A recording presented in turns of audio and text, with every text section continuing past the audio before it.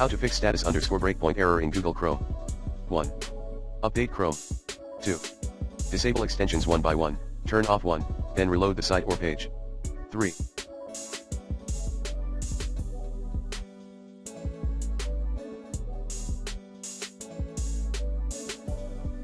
Reset Chrome flags at Chrome//flag/. 4.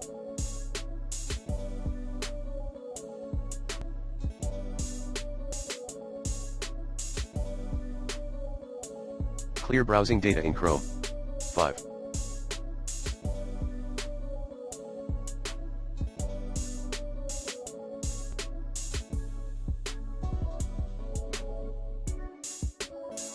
Reset Chrome settings. 6.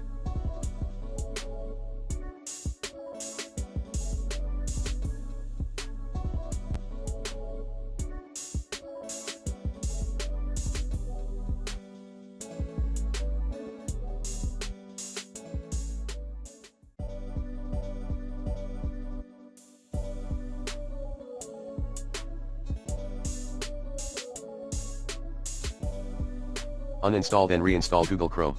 7.